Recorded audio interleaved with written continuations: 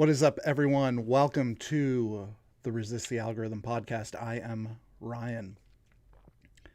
I want to talk about some things today because I realize that I'm going about this podcast wrong. First and foremost, the reason why I started this was because of in after the Charlie Kirk assassination, I felt like being quiet anymore is not a option. It's not an option for anyone, really. We can't just sit by and idly not talk about our beliefs and the things that are important to us, things that we hold strong opinions on. So that's the goal of this podcast. And even though I'm only 12 episodes in, what I realized is it kind of devolved into me going over a couple of news articles and reading a Federalist paper, and that's all well and good. Those are fine and good things, but anyone can talk about the news and give their opinion on whether they think it's a good thing or a bad thing. And ultimately, the news is all political nowadays because every politician has an opinion on whatever news story is happening, which kind of reinforces my point that anyone can do the news because most politicians aren't the most intellectual among us. Everyone can look at a story and have an opinion. And in fact, my opinion is probably not going to sway your opinion on the news. So I was thinking about what is important to talk about. And ultimately, I would like to have conversations with you, whoever is watching this, whether you're watching it now live or you're watching it at a later point in time. I want to have conversations with you about things that are truly important. And the late, great Andrew Breitbart said, politics is downstream from culture. So I realized today that I need to be talking more about culture. So I don't need to fill an hour block of me just talking and giving my opinion. No one cares about that. And in fact, I don't want you to waste your time listening to that. You don't know me. I don't know you. Sure, there's a handful of people who are my friends and family who are watching this, and they do care about my opinion. But we have these conversations offline as well. And that's more the point. I don't want your subscription. I don't want your like. I don't want any of that. I don't want to be internet famous. I just felt a need and I felt compelled to speak about things that are important. So from here on out, I'm still going to be doing the podcast, but from here on out, until I get a following that's big enough to actually have guests on, and guests from anywhere, I don't care what it is. I'm going to be talking about one, maybe two cultural things each day. Hopefully the podcast stays under 20 minutes or so. I am still going to go through the Federalist Papers because I think that is a key and pivotal ideology that was a part of the culture at the inception of our country. And it's important for us to understand history so that we culturally and socially don't repeat those things. I want to have a safer society, a better society, one where you and I can have conversations and talk about things and debate and decide on the merits of the arguments, whether that is something that should be implemented into society. So all that being said, the only time I'm going to go over the news is if it has a cultural impact and if we can have a broader conversation around it, because I believe we need to win the hearts and minds of people at the cultural level, because then the political level will change and our voting, the way we vote, will change then as well too. And with the hope and the goal of having a more cohesive society, something that has more glue to tie us all together, because we're very balkanized right now. At least socially, we're very balkanized. We're all kind of congregating in our own little camps, and we're all sitting in our own private echo chambers, and not a lot of people are crossing quote unquote enemy lines to have these conversations. So I think it's going to take all of us being willing to do that, being willing to do it where we're at, whether that be at school or at work or at the grocery store, when someone says something that just seems so off the handle and they expect you to just nod your head and agree and move on with your day. I think we should challenge those moments. We should take the opportunity to challenge those moments. And this is all under the belief that we should be seeking out truth and trying to find it wherever it may be. So that being said, I want to go over again real quick the traits that I have kind of had in my life and that I've been sharing with you guys about being a truth seeker. So the first trait is to have courage. We need to be courageous and be able to not fear talking about these things. We shouldn't fear words. Words can't harm anyone. We can choose to feel a certain way about an attack on us, but words in and of themselves don't harm anyone. They can incite people to harm other people, but again, the words in and of themselves don't harm anyone. So we need to be courageous and have the courage to speak our mind and give our opinions. I think even when we're not 100% comfortable with the topic that's at hand, give our opinions. How else will we come to a more solidified understanding and belief on our belief system, right? The next is defend your beliefs. So having courage, defend your beliefs, speak out about them, say what you believe. Don't recoil from, someone sharing their opinion or saying something that might be a little bit controversial that you don't agree with. Don't recoil from that. Speak out about it. Be gracious. Give your perspective. Tell them what you believe. They were courageous enough to tell you. They shouldn't just expect you to go back into your shell and not say anything about it if you disagree, or just pretend to nod your head as a platitude to their position, right? So defend your beliefs. That's the second trait. The third trait is to be challenged. So if we are going to have courage and share our beliefs and be heard, presumably, we should show the other people who have different beliefs from ours the respect of allowing them to share theirs. And we should be challenged by them. We should be open-minded. We should see if their arguments have merit, if there's truth to their arguments. Because if there is, and our arguments and our beliefs don't line up with that, then we need to adjust our arguments and beliefs to what the truth of the matter is. Oftentimes the truth is highly contested because everybody has their own set of statistics and opinions and data to back up what they believe. A lot of people don't. A lot of people are paper tigers in their beliefs, and they just don't have a straightforward or solidified, rather, opinion or way to defend it. So we need to allow ourselves to be challenged so that we can have strength in the beliefs and the ideologies that we hold. Next, and this is probably the one that most people will disagree with me on the most, but it's that we need to pray for our enemies. Ultimately, the goal, in my opinion, is to not have enemies. As a Christian, I am commanded to be at peace with all men. That's one of the things that the Bible tells me to do. But that being said, I'm only one side of the equation. So there are going to be people who hate me, and I should pray for them. I should pray that they come to a realization and recognition of the truth. And if you're sitting there saying, Ryan, I don't believe in God at all, then, and prayer is too foreign of a concept to you, then I think that you and I, if you're a truth seeker, if you're a critical thinker, we can agree to at least have grace for our enemies, to not be trying to beat them up or to win the argument necessarily, but to try and present our position in a gracious way, in an articulate way, in a way that we're defending our beliefs and having courage and all of these other things, but also in a way that doesn't beat the other person up and ostracizes them from the truth that we hold. Like, if we truly have the truth, we should want everybody to believe in that, right? If we have to beat somebody up in a debate or a conversation, or if we have to make personal attacks on the person, our belief system isn't very strong, right? Our belief system's pretty weak if we get backed into a corner where we feel we have to lash out and attack the individual that's speaking to us, instead of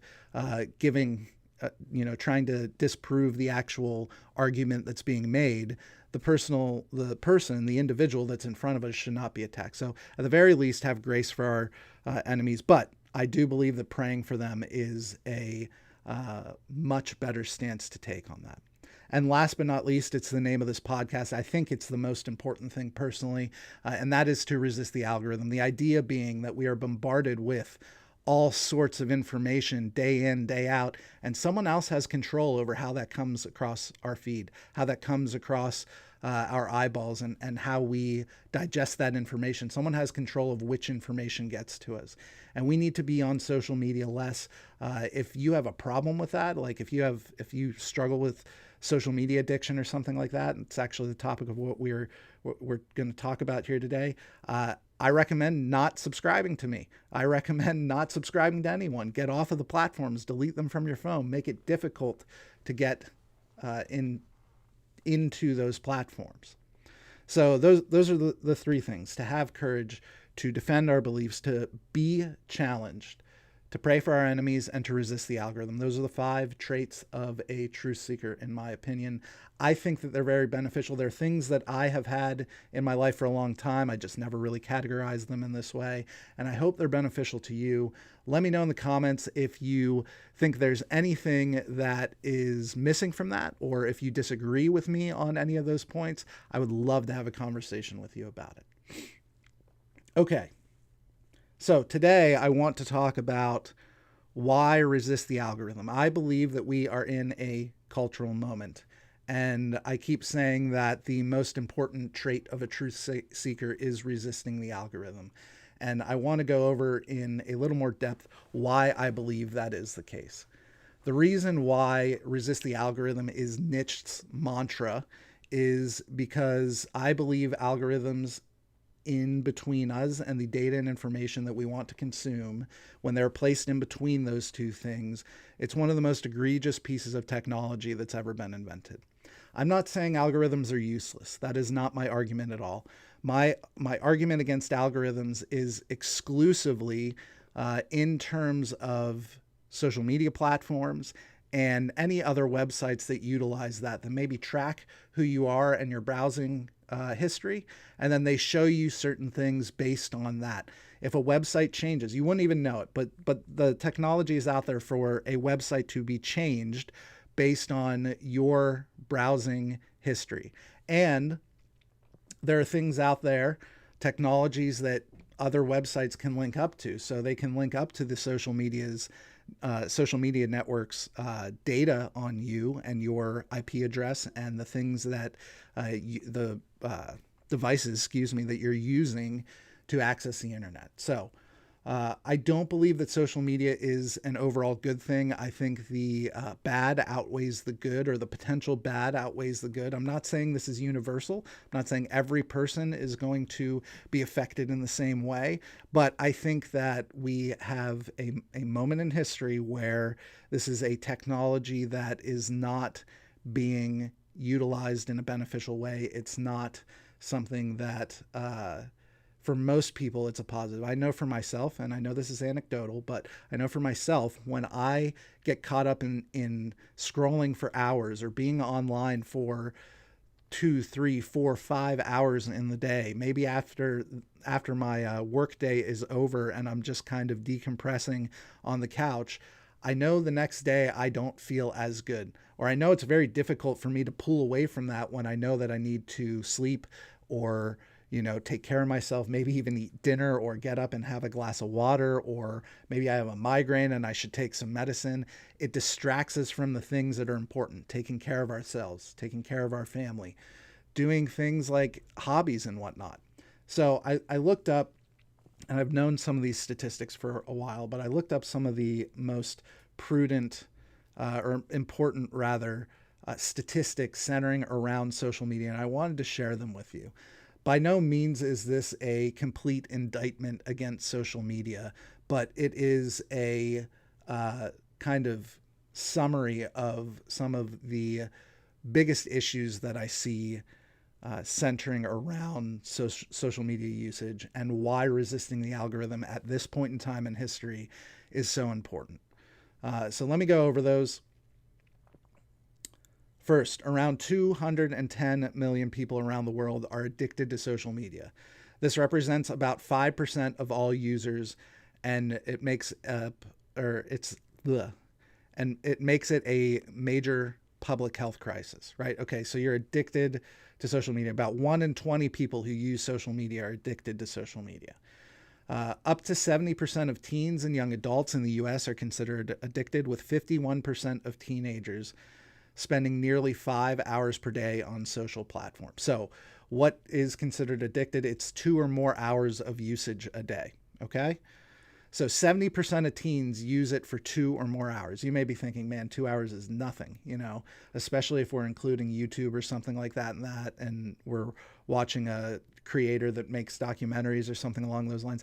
Again, there are good things on social media platforms, but I think some of these things should cause concern for us. It should make us pause and consider how much we use That being said, if we're spending 2 hours on social media a day, how often do we say, oh, I don't have time to do that? I don't have time to go do X, Y, and Z, right? But in reality, if we reclaim those 2 hours, we probably would have time to start a hobby or to do a repair on the house or whatever else is on the list that we keep pushing off to the next day because social media is kind of constantly in the background trying to call us to be connecting with it.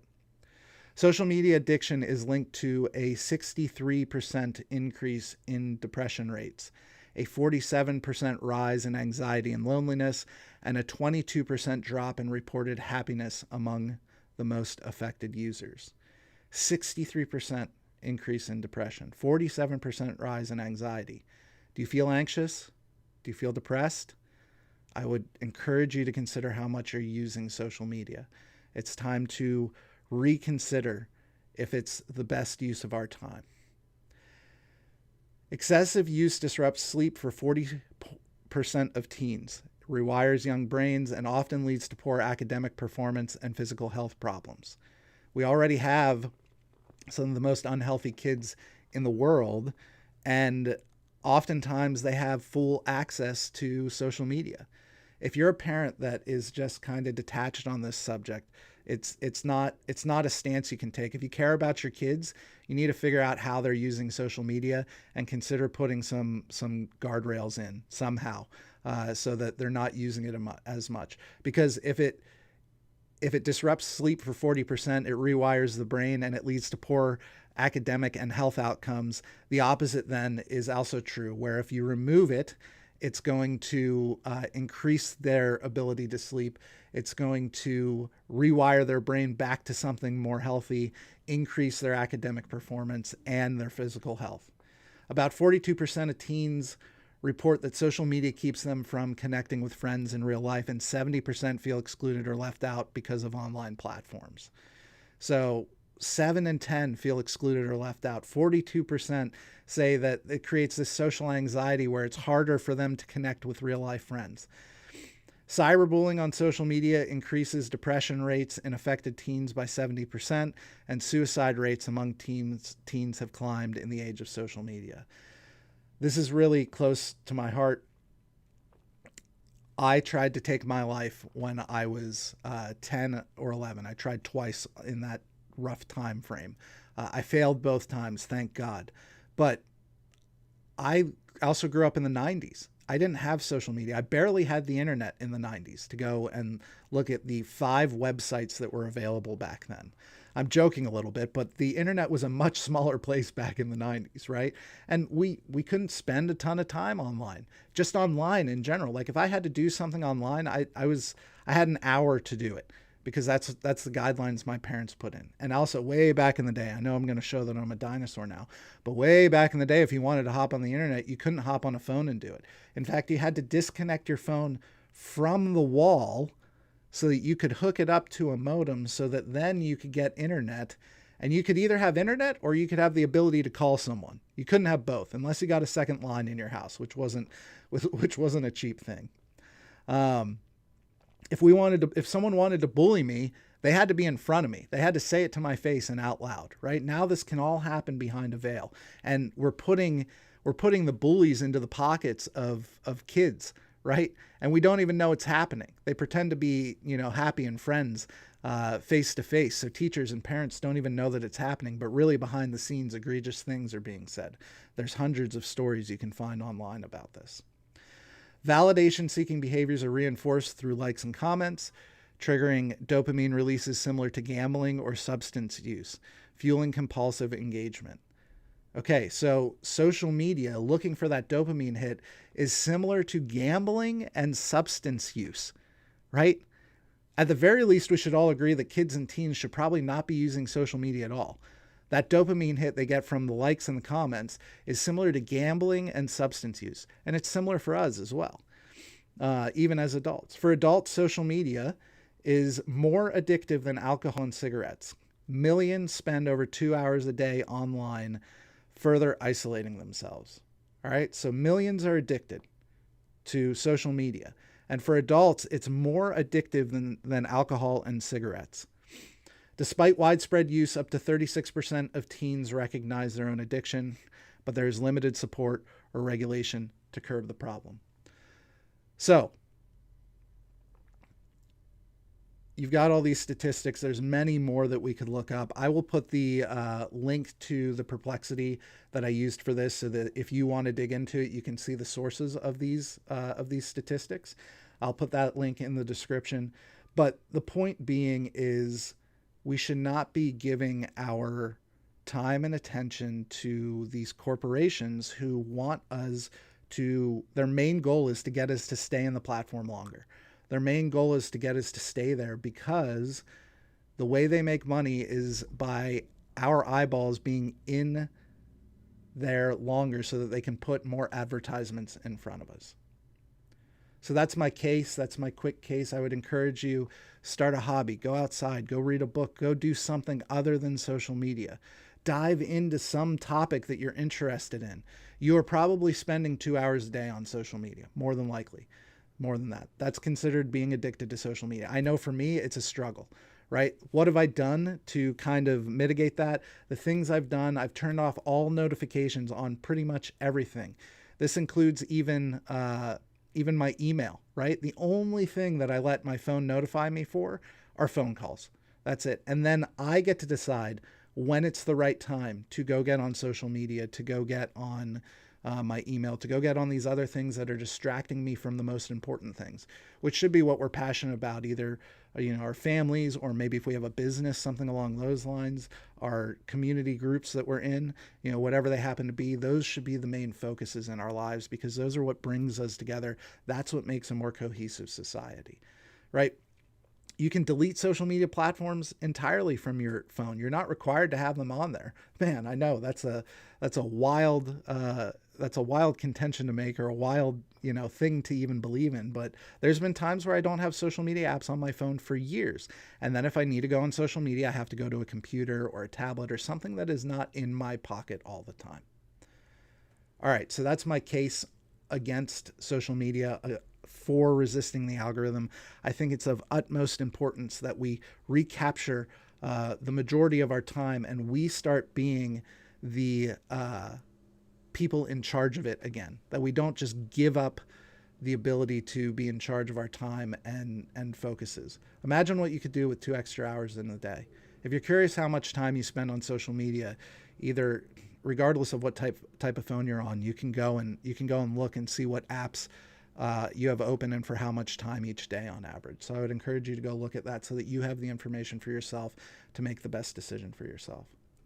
Okay, this podcast, Resist the Algorithm, is sponsored by Niched.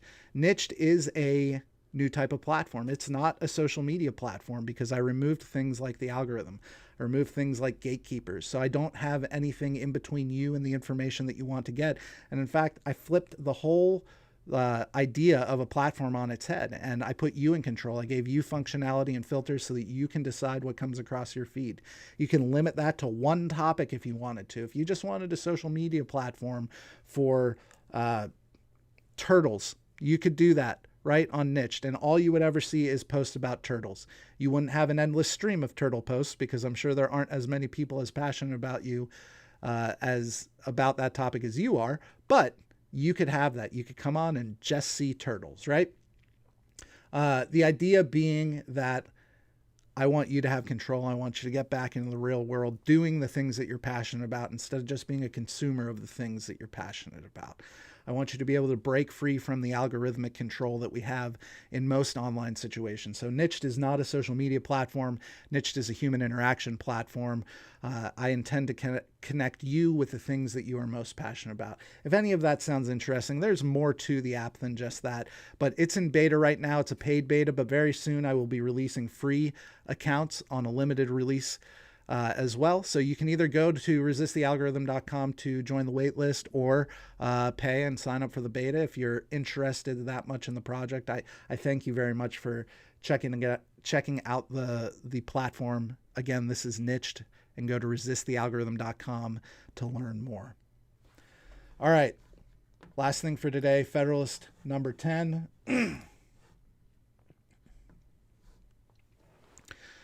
We switched away from John Jay, and we are now reading Federalist number 6. Sorry, not Federalist number 10, Federalist number 6 from Alexander Hamilton. So, Federalist number 6, concerning dangers from dissensions between the states. Again, the reason why I want to talk about this is it's important to understand our founding fathers' beliefs, and it's important to understand what the cultural significance of those were, to understand the arguments that were happening back then, in the hopes that we don't repeat history. So, excuse me. The last 3 numbers of this paper have been dedicated to an enumeration of the dangers to which we should be exposed. In a state of disunion from the arms and the arts of foreign nations, I shall now proceed to delineate dangers of a different and perhaps still more alarming kind, those which will, in all probability, flow from dissensions between the states themselves, and from domestic factions and convulsions. These have been already, in some instances, slightly anticipated, but they deserve a more particular and more full investigation. A man must be far gone in utopian speculations who can seriously doubt that, if the states should either be wholly disunited or only united in partial confederacies, the subdivisions into which they might be thrown would have frequent and violent contests with each other. To presume a want of motives for such contests as an argument against their existence would be to forget that men are ambitious, vindictive, and rapacious.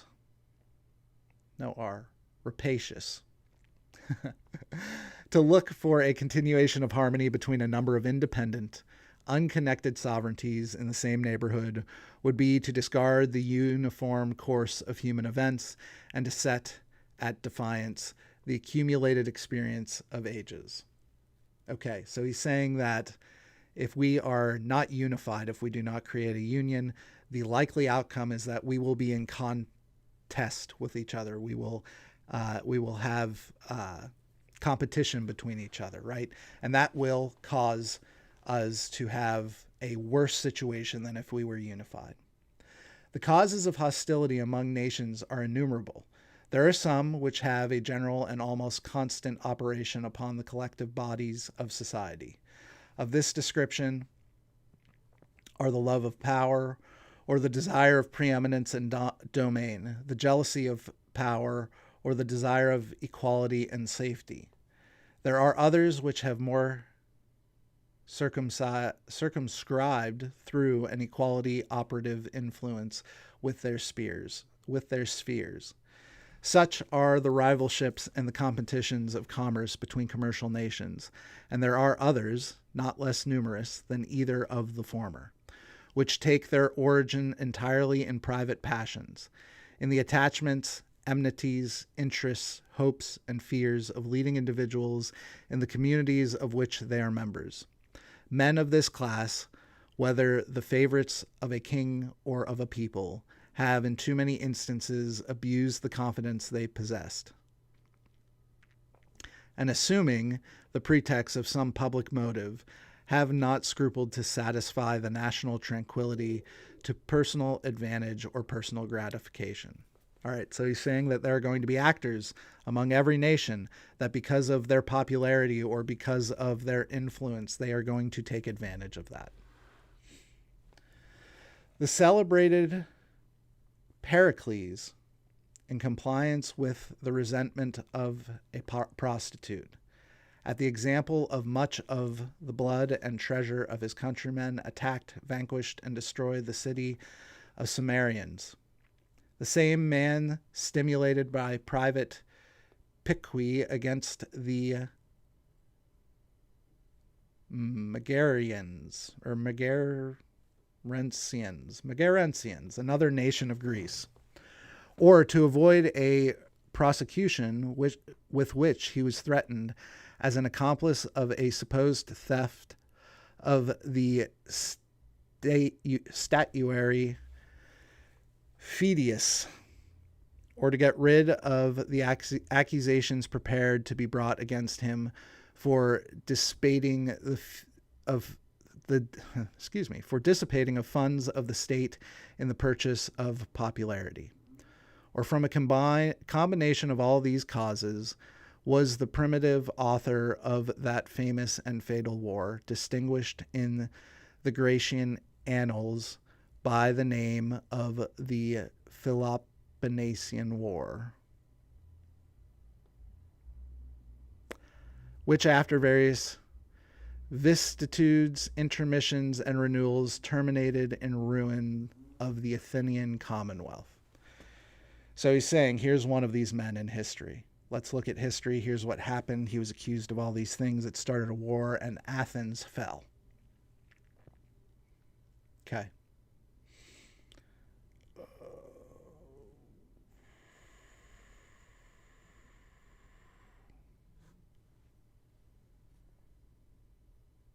Has it not, on the contrary, invariably been found that momentary passions and immediate interests have a more active and imperious control over human conduct than general or remote considerations of policy, utility, or justice?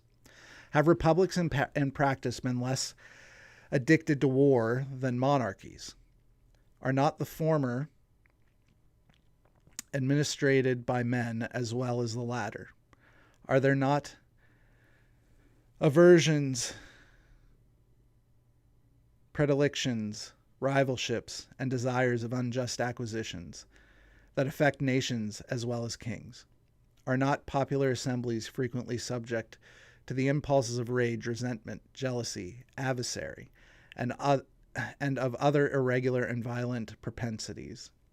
Is it not well known that their determinations are often governed by a few individuals in whom they place confidence, and are of course liable to be tinctured by the passions and views of those individuals? Has commerce hitherto done anything more than change the object of war? Is not the love of wealth as domineering and enterprising a passion as that of power or glory?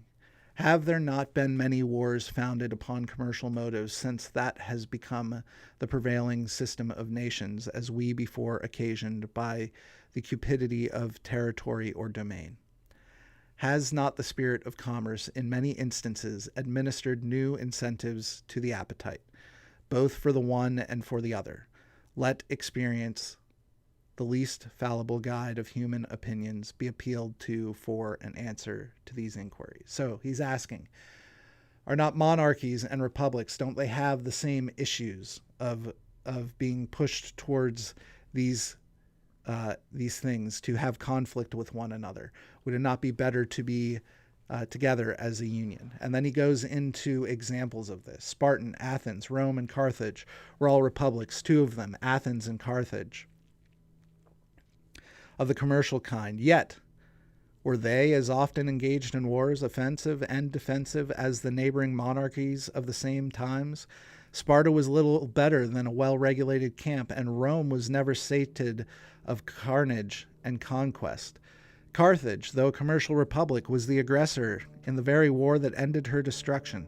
Hannibal had carried her arms into the heart of Italy and to the gates of Rome, before Scipio in turn gave him an overthrow in the territories of Carthage and made a conquest of the Commonwealth. Venice in later times figured more than once in wars of ambition, till becoming an object of the other Italian states. Pope Julius II found means to accomplish that formidable league, which gave a deadly blow to the power and pride of this haughty republic. So he's saying commerce will not save us, right? Having solely treaties will not save us.